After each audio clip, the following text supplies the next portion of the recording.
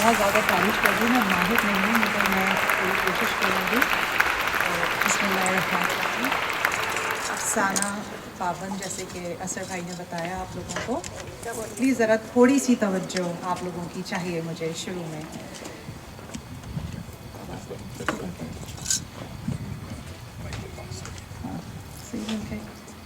DC-10 بیگانہ وار اڑتا جا رہا ہے۔ اس ویل مچھلی کو کیا معلوم کہ اس کے سفید پیٹ کے اندر حضرت یونس کی طرح کئی زیرو رہائی کی آرزو میں تڑپ رہے ہیں۔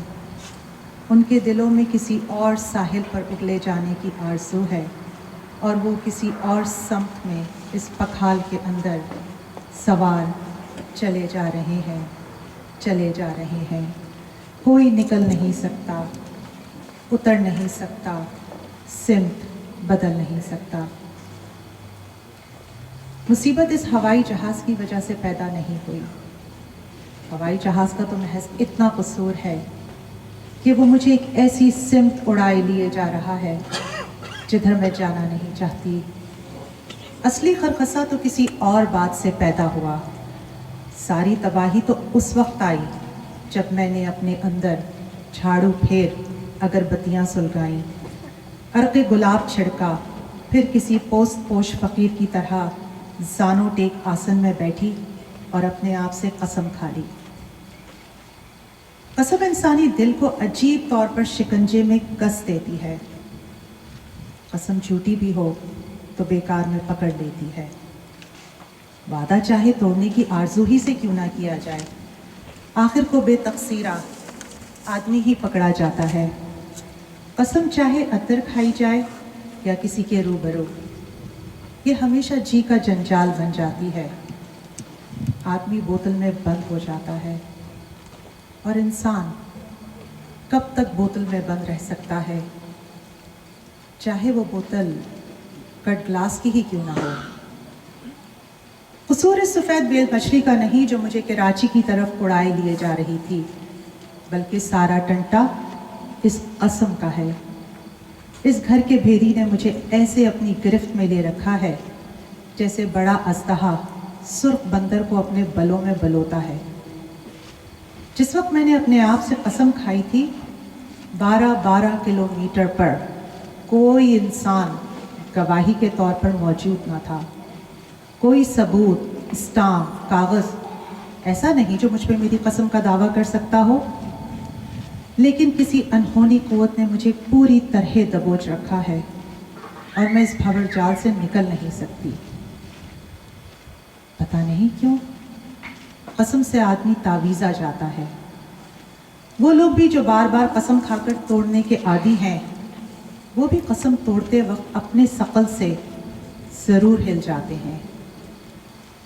قسم میں سب سے بڑی قباحت یہ ہے کہ اس میں دعوے کی شکل پیدا ہو جاتی ہے، پھر اس دعوے پہ نظر ثانی، تخفیف اور اضافہ، کسی قسم کی تحریف اور تصرف کا مزاج نہیں رہتا۔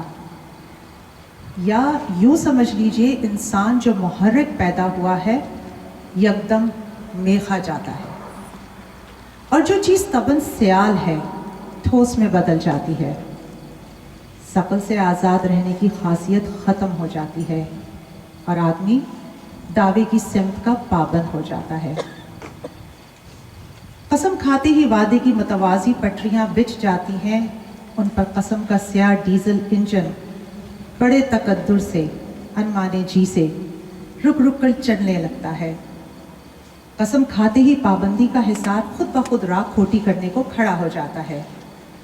جس طرح ماڈرن چھوٹا بچہ اپنے بیبی واکر میں چلتا تو ضرور ہے، لیکن دائرے سے آزاد نہیں ہو پاتا، ایسے ہی قسم کھاتے ہی وعدے کا حالہ کہیں سے آ کر گھیرا ڈال لیتا ہے۔ چاند کے گرد بھی ایسا ہی حالہ ہوا کرتا ہے۔ جہاں کہیں بھی چاند خوش خرامی کرتا چلا جائے، حالہ رسی ٹاپتا اس کے ساتھ پہنچ جاتا ہے۔ چھوٹے موٹے وعدے، چھوٹی چھوٹی قسمیں سب ریگ مال کی طرح دل کے ہونٹوں پہ پھرتی رہتی ہیں، اور جب تک زندگی دل کے اوپر ہاتھی کے چمڑے کا کیس نہیں چڑھا دیتی، تکلیف دیتی ہیں۔ हवाई जहाज़ नीले आसमानों को चीरता आगे बढ़ रहा है। मुझे वो दुआएं याद नहीं जो इस मौके पे पढ़नी चाहिए। सिर्फ मेरे अंदर की कसम मुझे ऐसे घसीटे लिए जा रही है जैसे मैं एक पैराशूट की काठी से गिरकर सिर्फ एक पाँव उसकी रकाब में फंसाए घिसटती जा रही हूँ। जब मैंने कसम खाई थी तो मुझे मालूम ना था कि हुसूल वादा दुनिया की मुश्किल तरीन शय है। हासिद और बदख्वाह हालात हमेशा इस ताक में रहते हैं कि वादा करने वाले अपने ज़ाब्ते से, अपनी राह रीत से हट जाएं।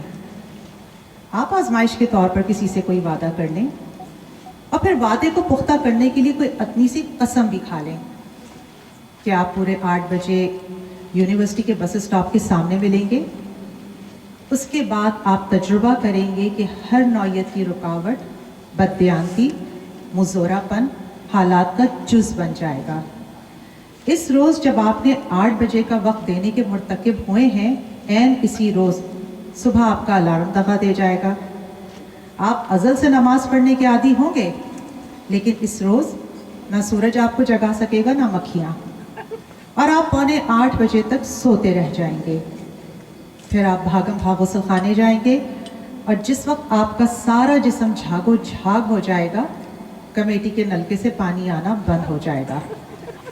हमसाए के हैंडपंप से पानी की बाल्टी लाने तक कई और मज़ाहमतें दरपेश होंगी।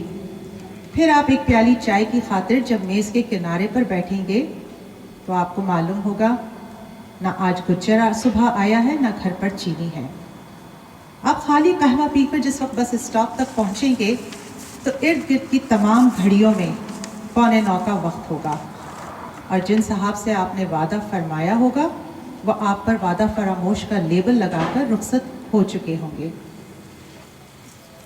जिस तरह शीशे के अंदर एक अंदरूनी स्ट्रेन होता है, बज़ाहिर बहुत मजबूत और साबुत नज़र आता है, लेकिन ज़रा ठंडे गर्म का तहम्मुल ना पाकर अपने ही अंचर पंचर ढीले कर लेता है। ऐसे ही वादे के अंदर भी एक इंटरनल स्ट्रेन होता है। कसम के अंदर भी एक ख़ास किस्म का सद्देबाब मौजूद होता है जो नाकामी को हर वक्त माहौल से यूं अक्स करता है जैसे बहते पानियों के नीचे खुद ब खुद रोड़े पत्थर जमा हो जाते हैं। ये सच्ची बात है। जिस वक्त मैं आमिर से मिली मेरा आसमान बिल्कुल साफ था। जून के तपते महीने में इस पे कोई बदली ना थी। बीए के मुझे 4 साल हो चुके थे। शादी होने की कोई उम्मीद ना थी। नौकरी से खौफ आता था। मेरी ज़िंदगी मुकम्मल तौर पर रोज़मर्रा की पाबंद हो चुकी थी और जैसे गवैये लोग रियाज के चक्कर से नहीं निकल सकते, मैं भी हर दिन उकताहट, बदमज़गी, लापरवाही के दायरे से ना निकल सकती थी। मैं घर के फाटक को अपना उफ़क़ समझती थी। इन दिनों मैं न्यूटन के कानून की बेहतरीन तफसीर थी। बकौल न्यूटन मैं इनर्शिया थी। बैरूनी ताकत के बगैर कोई चीज़ मेरी स्पीड या मोमेंटम तोड़ ना सकती थी। और अगर आमिर मेरी ज़िंदगी में क़ुव्वत बनकर ना आया होता तो मैं बगैर किसी चीख चिल्हाड़ के अपनी ज़िंदगी के बकिया दिन ऐसे ही गुजार देती जैसे इंजन का क्रैंक शाफ्ट, आगे पीछे। लेकिन जमाल खुदा बनकर आमिर आया और फिर हर कोना, हर सिमत मुनव्वर हो गई। अंधेरे में ये बड़ा वस्फ है कि आंख उसमें कुछ नहीं देख सकती, और उजाले में ये खूबी कि जिस चीज़ पे पड़ जाए उसके तमाम जाविये, रंग, शेप वाज़े हो जाते हैं। जो ही आमिर की गोहरदार किरणें मुझ पर पड़ी, मैं सबको नज़र आने लगी। इससे पहले मेरा मसला ये था कि काश मैं किसी को दिखाई दे जाऊं, किसी शादी पर, किसी मातम की घड़ी, सिनेमा घर, चाट खाते हुए, कपड़ा खरीदते हुए, कार से उतरते हुए, ट्रेन पर चढ़ते हुए। पर मैं अंधेरा थी और इंसानी आँख के रॉड और कोन्स अंधेरे के आगे माजूर थे। मुझ पर आमिर की रोशनी पड़ी तो मैं सबको नज़र आई। मेरा रंग पक्का सांवला और कद छोटा था। जिस्म में उन जगहों पर गोश्त नहीं था जहाँ होना चाहिए, और वहाँ तहें तहें जहाँ लोग अमूमन नशेबों के आरज़ूमंद होते थे। इस पर आवाज़ में कुदरती बैठापन, बोतल से पानी निकलने की आवाज़ से कोसों दूर। नाक छिदी हुई थी, पर लोगों के तमस्कुर की वजह से नाक में कुछ डालने की हिम्मत ना थी। चूड़ियाँ, अंगूठियाँ, नेकलेस सब मुझ पर बेकार थे। कासनी, सब्ज, गुलाबी, नीला, लड़कियों वाले तमाम रंग मुझ पर आते ही बारे हयात हो जाते। मुझे कॉलेज में तमाम लड़कियां कुछ ना कुछ मशवरे देती रहती थी। हाय समन, बाजों पर वैक्सी कर लिया करो, इतने भालू बाल तुम कैसे बर्दाश्त करती हो? समन, हल्के रंग पहना करो, तुम्हारी जैसी रंगत पर हल्के फुल्के रंग अच्छे लगते हैं। ए समन जी, गहरे रंग पहना करें, dark brown, maroon, navy blue, इन गुलाबी पटियाले रंगों को छोड़ दें, ये शफाफ रंगतों के लिए रहने दें आप। अपने आप को सजाने बनाने के मरहले से मैं जल्द फारिग होकर बादामी, उदे और सफ़ेद कपड़े पहनने लगी। कभी कभी जी चाहता सफ़ेद मोती की कलियां पहनकर कॉलेज जाऊं, लेकिन दोनों बालें पिरोकर मैं फ्रिज में रख देती और उन्हें पहनकर कॉलेज ना जा सकती। शुरू से मुझे छेदना आसान था, क्योंकि बदकिस्मती से मैं लोगों की राय के सहारे जिंदा थी। मेरी आरजू थी मेरी सहेलियां और घर वाले कम से कम इस कदर सच कहने के मुर्तकिब ना हो। लेकिन आमिर ने मुझे कुछ ऐसी नज़रों से देखा कि फिर मेरी ज़ात के सारे कीचड़ में पुष्कला के फूल उगाए और मैं शफ़ाफ ताल की तरह नज़र फरेब हो गई। यही नज़र का सबसे बड़ा मोजज़ा है। अगर नज़र में सरजनिश हो तो ये धुनिया की तरह धुन के रख देती है। अगर निगाह में मोहब्बत हो तो इसके पढ़ते ही तहसीब होने लगती है और गधे की खाल उतरकर घोड़े की पश्चम उगने लगती है।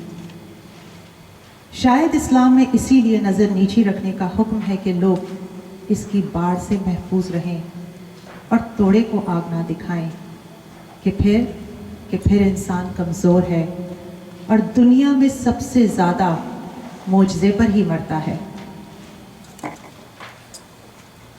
आमिर से मेरी मुलाकात डॉक्टर कासिफ की क्लिनिक पर हुई। 22 बरस की उम्र में ही दो दाढ़े निकलवा चुकी थी। मैं डेंटल सर्जन के वेटिंग रूम में बैठी थी।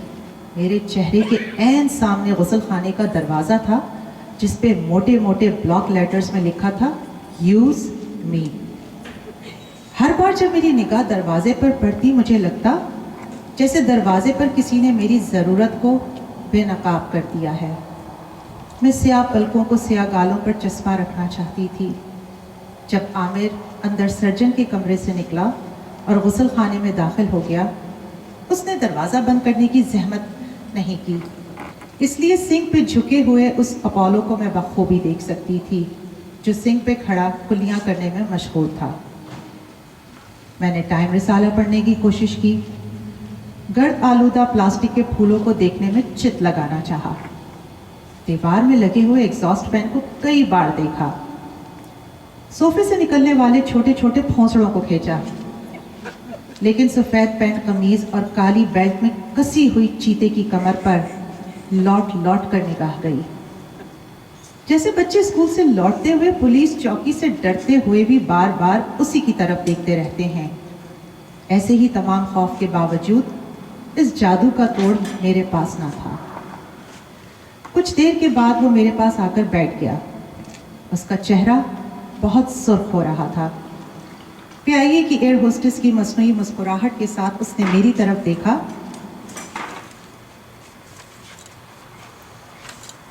फिर जेब से सफ़ेद रुमाल निकालकर कहने लगा, मैं टीका नहीं लगवा सकता। सिरिंज देख के नर्वस हो जाता हूँ।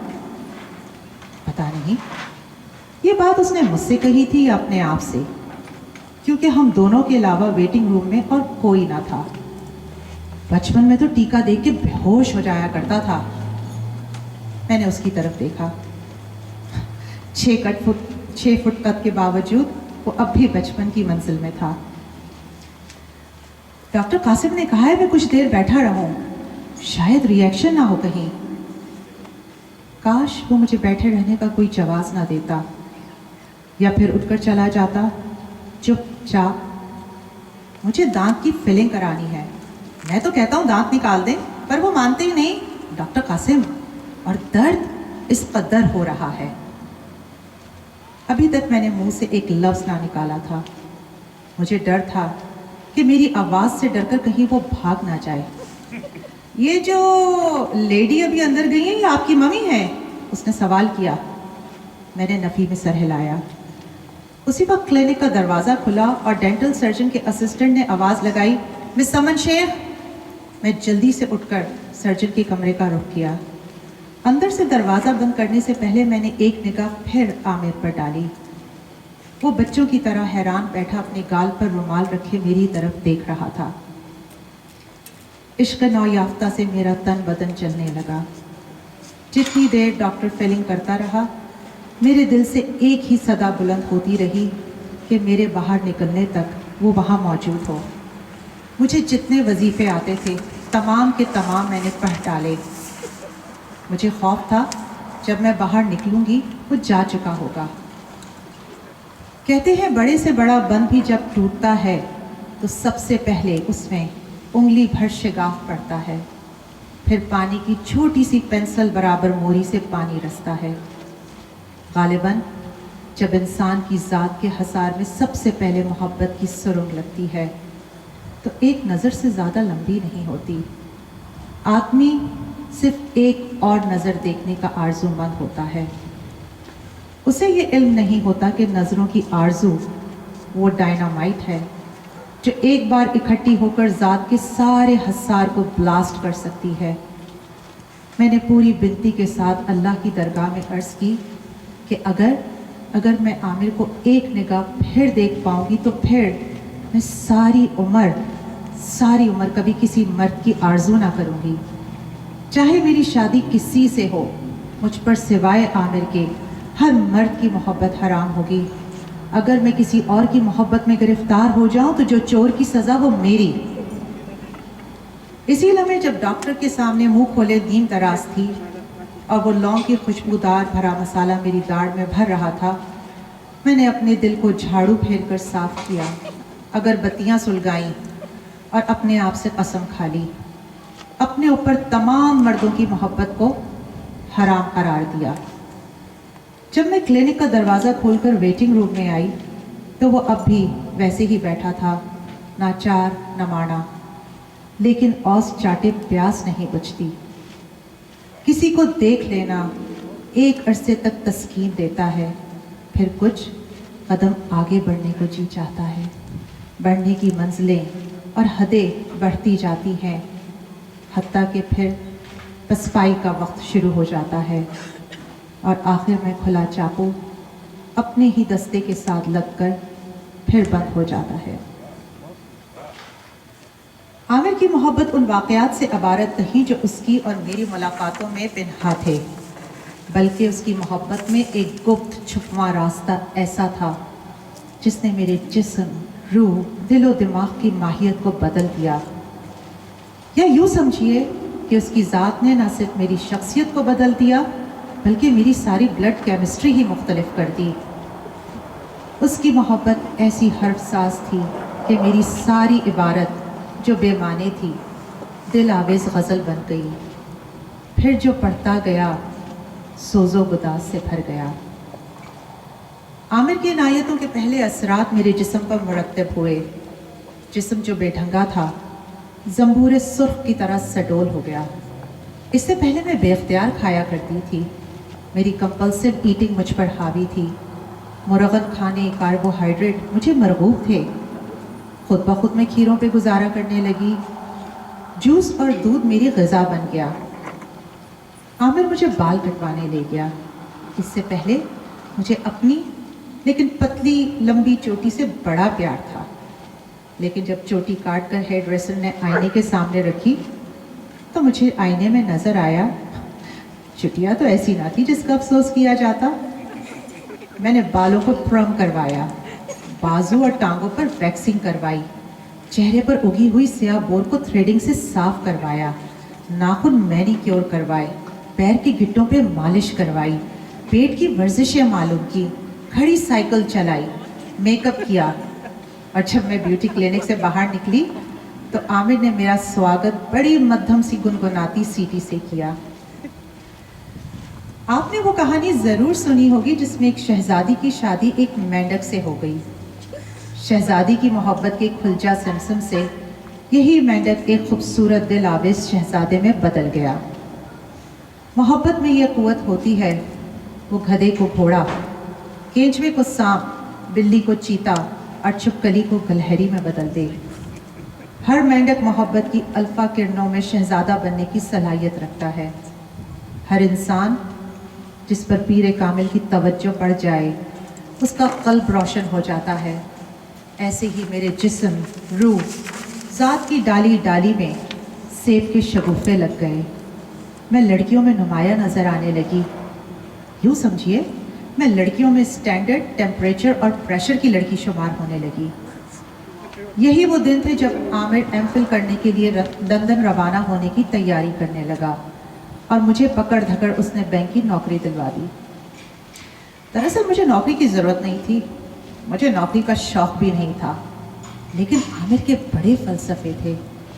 जिस रोज़ अम्मा जी से उसने नौकरी का जिक्र किया, इस रोज़ बाहर खूब बारिश हो रही थी। हमारी 6 कनाल की कोठी के बरामदे में ओले थे। लॉन पर दरख्तों के थाल छोड़कर सारे में फ़नाइल की गोलियों इतने ओले बिखरे हुए थे। आप इसे नौकरी करने दें अम्मा जी, प्लीज़, 1-2 साल के लिए। अम्मा अंदर ही अंदर मेरे शादी के प्रोग्राम सेट कर रही थी। फट बोली, हाँ मेरे क्या ज़रूरत है इसे नौकरी करने की, इसके दोनों भाई सलामत रहें, अच्छा भला खर्चा भेजते हैं टोरंटो से। तो क्या करेगी ये पूरा साल? तुम चाहो तो तुम्हारे साथ चली जाए। नहीं अम्मा जी, एक तो मैं नहीं पढ़ सकूँगा, एक ये अच्छी तरह फैसला कर ले ये क्या चाहती है। फैसला इसका अपना होना चाहिए। अम्मा को बेवा हुए 10 साल हो चुके थे।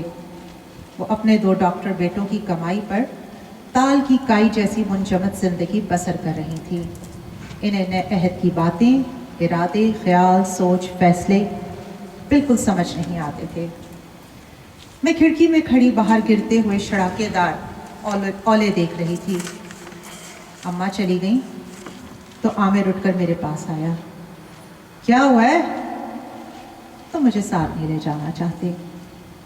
बड़ी देर बाद मेरी आंखों में आंसू आ गए। आमिर ने मोहब्बत से मेरे चेहरे पर आई हुई लट को ऊपर उठाया और बोला, देखो समन, तुमने जल्दी में बहुत फैसले कर लिए। तुम इतनी देर तक लेडी ऑफ शलाट की तरह इस कोठी में बंद रही हो कि तुम वाकिफ नहीं हो कि बाहर क्या हो रहा है। मैं तुम्हें साथ ले जाना चाहता हूँ, लेकिन ये फैसला तुम्हारा होना चाहिए, मेरा नहीं। तो ये फैसला मेरा ही तो है, ये फैसला तुम्हारा नहीं है। क्यों? ये तुमने कैसे अंदाज़ा कर लिया? क्योंकि तुम अभी मैच्योर नहीं हो। अभी तुम महज अपनी इम्पल्स की वजह से बच्चों की तरह फैसले करती हो। आइसक्रीम खाना चाहिए, खा ली, ना मिली तो रो दिए, ज़्यादा ज़िद्दी हुए तो रूठ गए। तुम्हें मेरे साथ रहने का फैसला ऐसे करना चाहिए जैसे कि इंसान करता है, बच्चा नहीं। बाहर ग्राउंड में ओले गिरने बंद हो चुके थे और बड़ी बड़ी बूंदों वाली बारिश पड़ रही थी।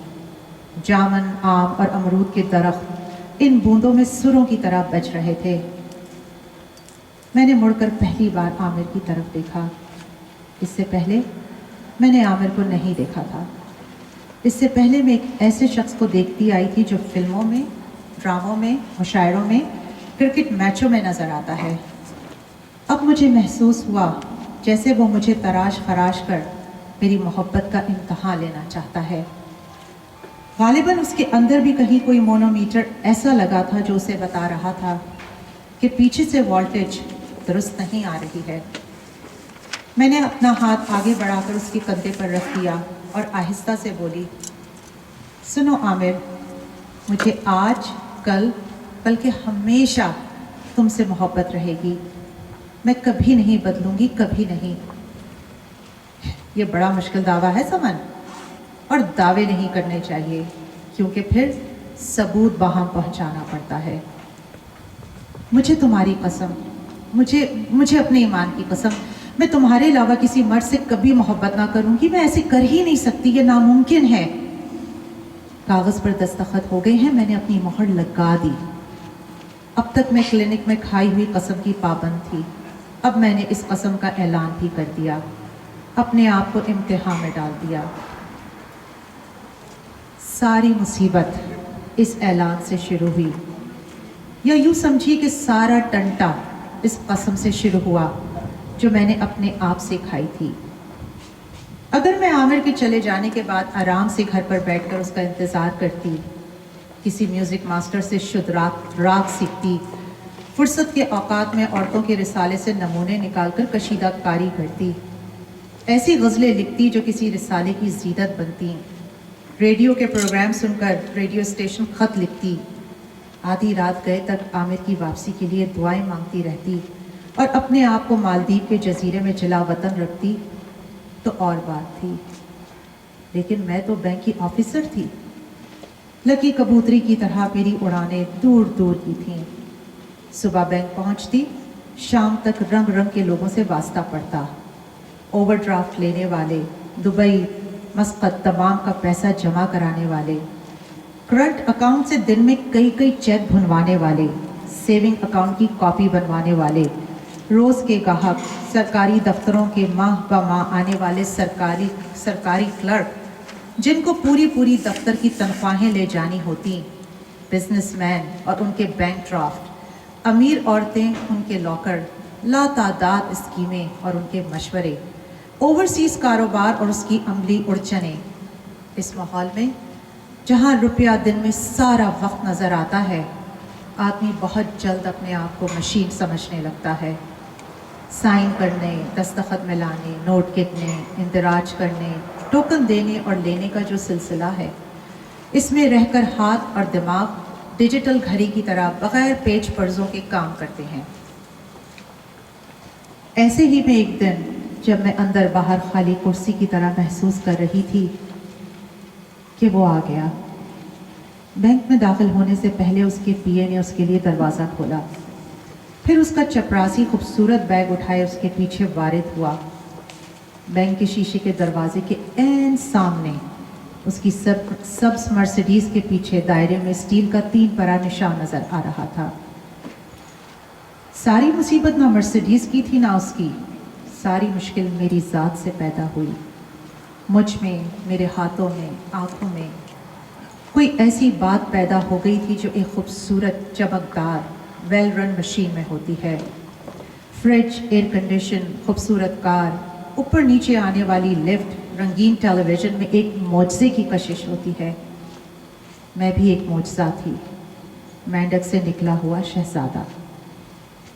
اسی لیے نجیب صاحب جو اپنا تمام روپیہ ہمارے بینک سے نکلوا کر کسی دوسرے بینک میں رکھنا چاہتے تھے, مینیجر کے کمرے کی طرف جاتے ہوئے رکے, میری طرف دیکھ کے مسکرائے اور پھر آگے چلے گئے.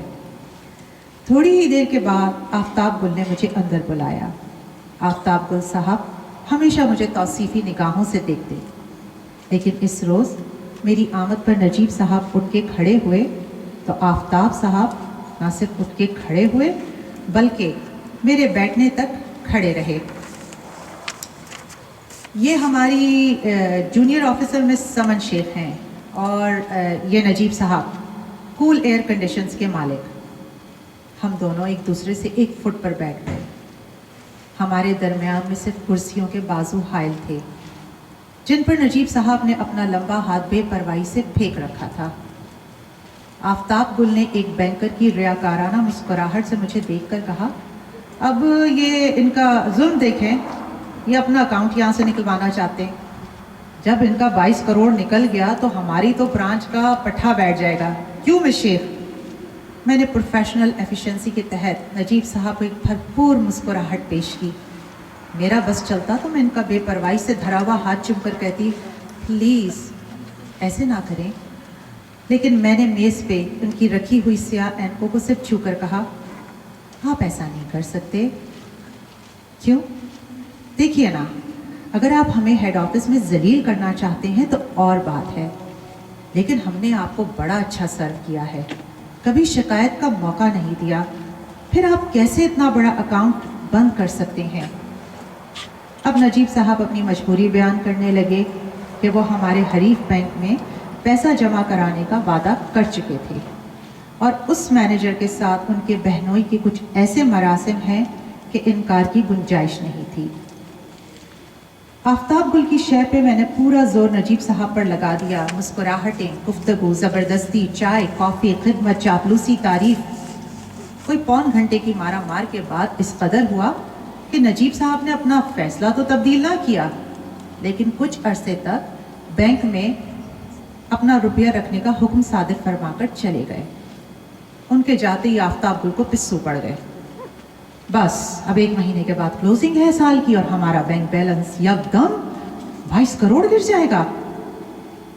हम दोनों इस तरह चुपचाप बैठे थे जैसे डकैती से पहले राहज़न गुमसुम रहते हैं।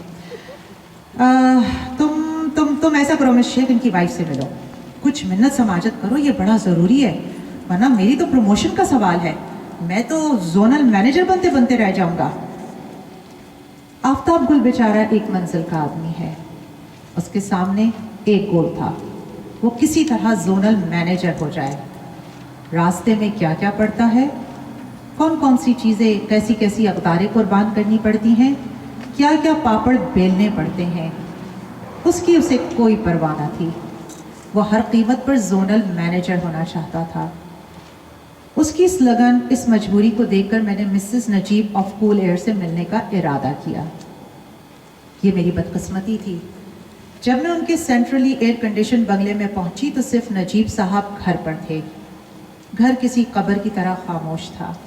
सर्फ के दरख्तों से लेकर ड्राइंग रूम के जापानी दरख्तों तक एक ख्वाब की फिजा थी। संगमरमर, सागवान, स्टाइल हर जगह मौजूद था। इस मुलाकात में नजीब साहब ने कच्चा पक्का वादा किया कि वह अकाउंट नहीं निकालेंगे, कम से कम हमारे साल की क्लोजिंग तक वो अपनी रकम ज़रूर हमारे ही बैंक में जमा रखेंगे। आफ्ताब गुल को तो इख्तिलाज क़ल्ब के दौरे पड़ने बंद हो गए, लेकिन मेरे लिए जैसे आधी रात के वक्त कोई दरवाज़ा आहिस्ता आहिस्ता धकेल कर अंदर आने की कोशिश करने लगा। आफ्ताब गुल ने मुझसे वादा किया कि वो मेरी तरक्की के लिए ज़रूर कोशिश करेगा, लेकिन यहाँ तरक्की की ख्वाहिश किसको थी? पहले नजीब साहब को कई फ़ोन इस सिलसिले में करने पड़े। जब क्लोजिंग की तारीख गुजर गई तो फिर उनके फ़ोन और तरह के अहम हो गए। अब वो अपने बिजनेस लंचों में मुझे और आफ्ताब गुल को मधु करने लगे। रफ्ता रफ्ता आफ्ताब गुल का पत्ता कट गया। अब दिन के बजाय रात के डिनरों में मेरी मौजूदगी नुमाया हो गई। पहले मैं अकाउंट के लिए चुप रही, फिर नजीब साहब ऐसी बातें करने लगे कि उनकी किसी बात का जवाब मेरे बस में ना रहा। सिलसिला जो खालिस बिजनेस की वजह से शुरू हुआ था, प्राइवेट शक्ल इख्तियार करने लगा। आमिर के ख़त बाकायदगी से आ रहे थे, मैं उसे ख़त पर ख़त भेजती थी, लेकिन पता नहीं क्यों नजीब साहब का जिक्र कन्नी बजाकर भाग जाता। सरसरी तौर पर मैंने उसे ये बात लिख दी थी कि कूल एयर वाले नजीब साहब से अकाउंट के सिलसिले में बिजनेस मीटिंग्स होती हैं, लेकिन ये लिखना महाल होता जा रहा था कि ये बिजनेस मीटिंग्स अब सरसरी नहीं रहीं। दफ्तर में चह मगोइयाँ होने लगीं। आफ्ताब गुल अब मेरी पहले से ज़्यादा इज्जत करने लगे।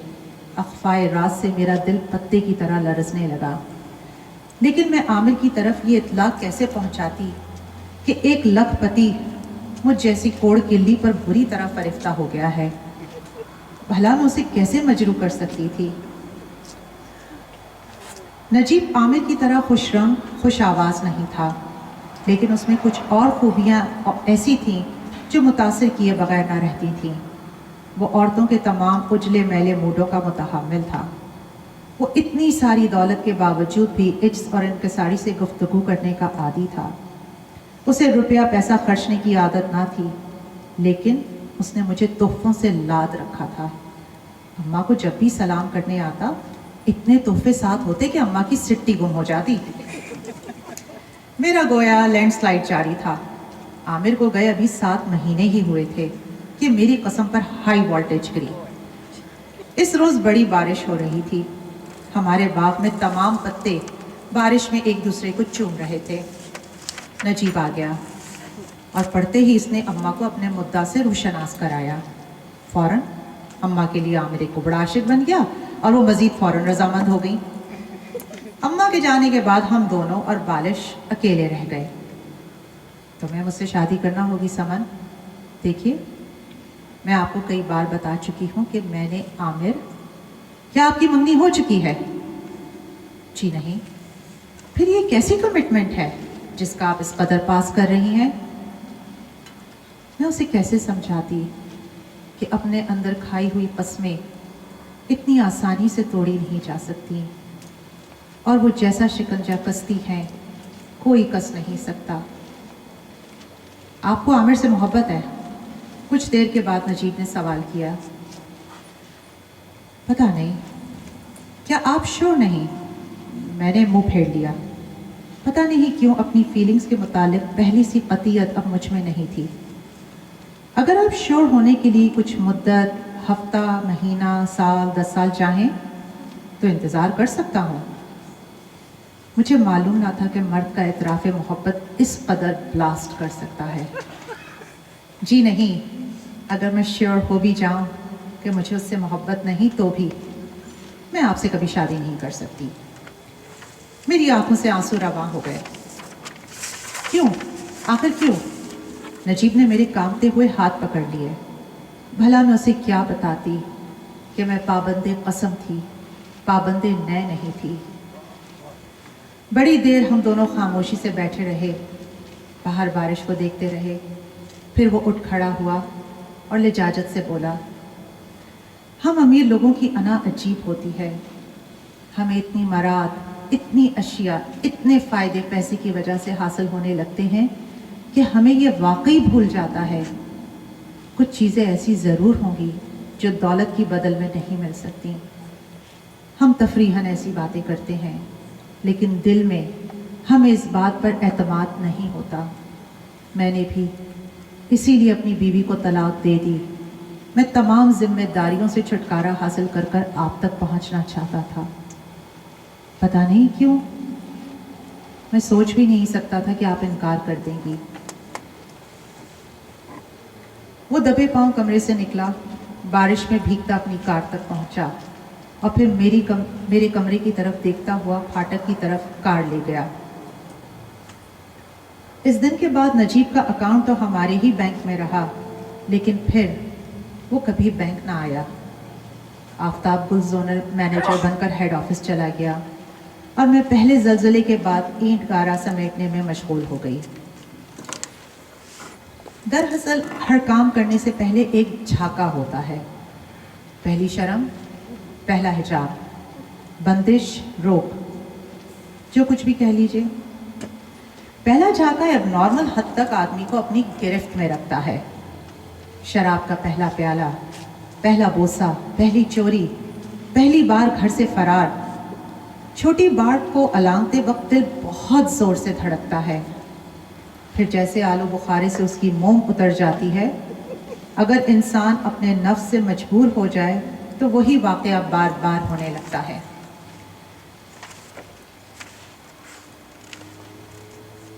और आखिर में इंसान कुकड़ों की तरह से ना गलने वाला शख्स बन जाता है। मैं भी पहले शौक से शिफायाब होने के बाद अपनी कुव्वत से आशना हो गई थी। किसी शख्स को बेदस्तो पा करने में, अपने सामने घुटने टेके देखने में बड़ी लज्जत है। आदमी सिकंदर बादशाह की तरह, हलाकू और चंगेज़ खान की तरह बड़ा कवि महसूस करता है। अब मुझ में पहले से ज़्यादा खुश एतमादी आ गई थी। मैंने इस वाक़े को आमिर तक ऐसे पहुंचाया कि उसके सारे किनारे भर गए। इसकी असलियत को बेअसलियत बनाकर पेश किया और मामले को अहम नहीं होने दिया।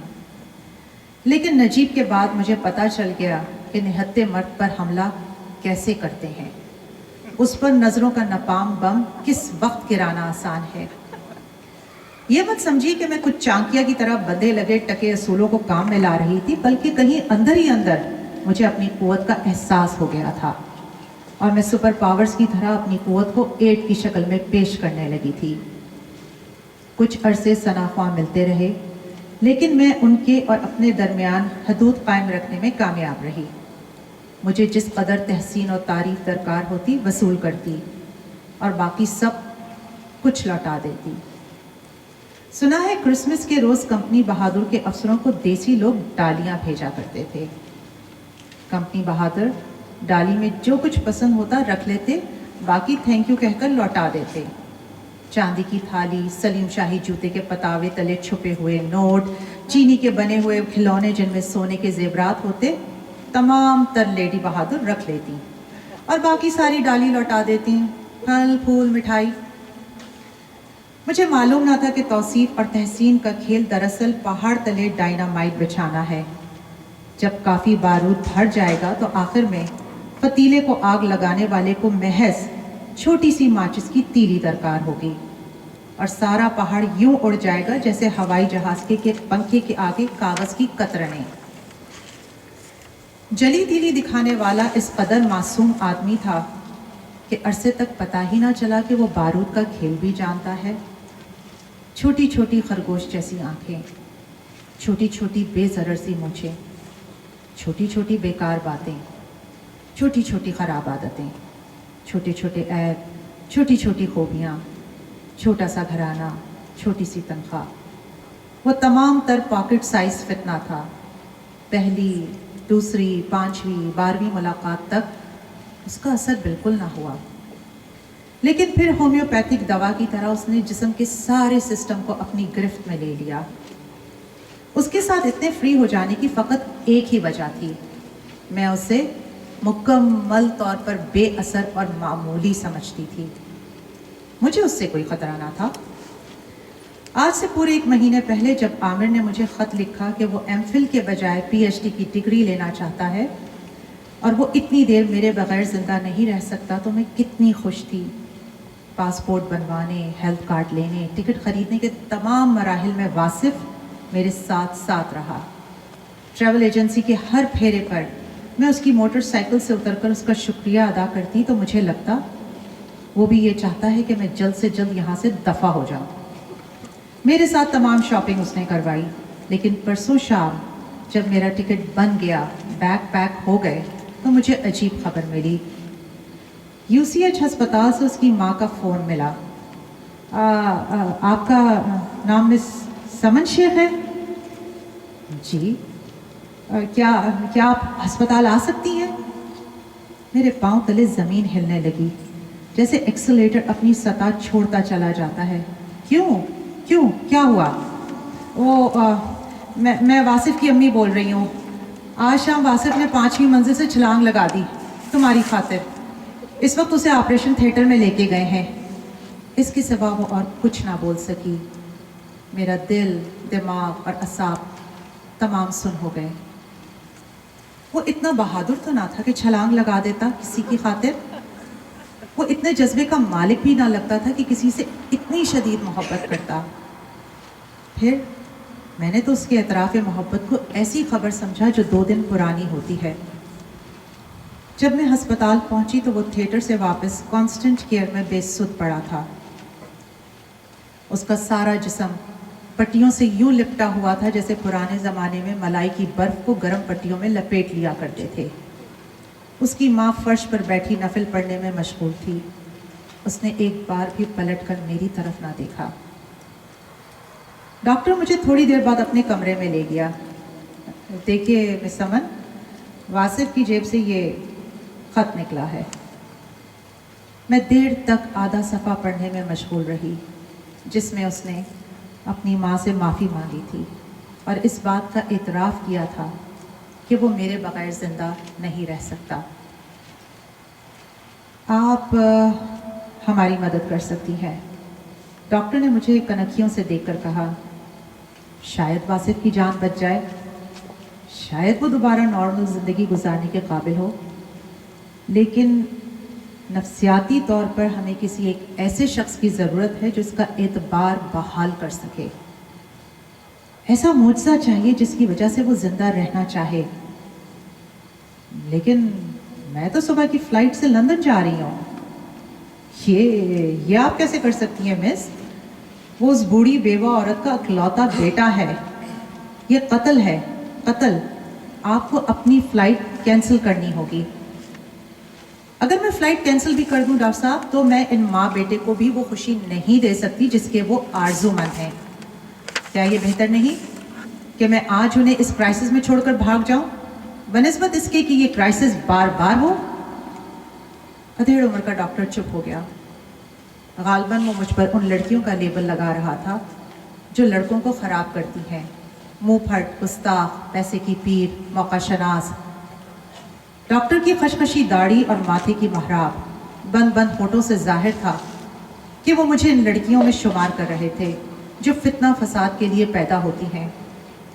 کچھ دیر وہ مجھے سمجھاتے رہے، پھر چپ ہو گئے. میں کانسٹنٹ کیئر میں گئے بغیر گھر لوٹ آئی اور ساری رات ایک ہی کرسی پر بیٹھی رہی. اس وقت میں ہوائی جہاز کی تیسری قطار میں بیٹھی ہوں.